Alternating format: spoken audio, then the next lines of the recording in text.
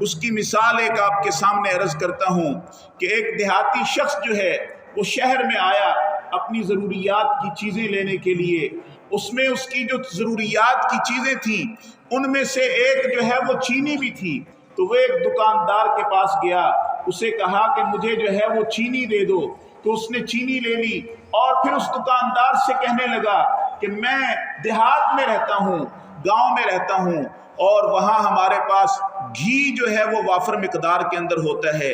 اگر میں اس کی پیکنگ کر کے آپ کے پاس یہاں بھیج دیا کروں تو آپ اس کو بیچ دیا کریں اور منافع جو ہے وہ ہم دونوں میں جو ہے وہ فیصد کے لحاظ سے جو ہے وہ تقسیم ہو جائے گا۔ تو دکاندار نے جو ہے وہ اس بات کو پسند کیا۔ یہ شخص جو ہے وہ واپس چلا گیا اور ایک ایک کلو کی پیکنگ کر کے بھیجتا رہا، اور کچھ عرصے کے بعد وہ جو دکاندار تھا اس کے دل میں خیال آیا کہ میں تول کر تو دیکھوں کہ آیا اس کا وزن پورا ہے یا کم ہے۔ تو اس نے ایک گھی کا شاپر جو ہے وہ نکالا، اس کو ترازو میں رکھا تو اس میں سے 100 گرام جو ہے وہ کم تھا۔ پھر دوسرا شاپر اتارا، اس کو تولا تو وہ بھی جو ہے وہ 100 گرام کم تھا۔ تو وہ غصے سے آگ بگولا ہونے لگا کہ یہ جب سے اس نے میرے ساتھ معاملہ شروع کیا ہے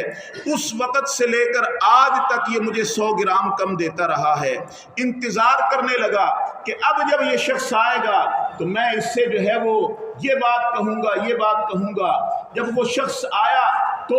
اس نے سامان لینے سے پہلے جو ہے وہ اس کو باتیں سنانی شروع کر دی۔ وہ خاموشی کے ساتھ سنتا رہا۔ سننے کے بعد اس نے کہا کہ بھائی میری بات سنو، میں تم سے 1 کلو چینی لے کر گیا تھا، میں ایک ترازو میں چینی رکھتا ہوں اور دوسرے ترازو میں جو ہے وہ گھی کو تولتا ہوں۔ اب اگر وہ چینی کم ہے تو یہ گھی بھی کم ہے، اور اگر وہ چینی جو ہے وہ 1 کلو پوری ہے تو یہ گھی بھی پورا ہے۔ دکاندار خاموش ہو گیا، اس کے پاس کسی بات کا جواب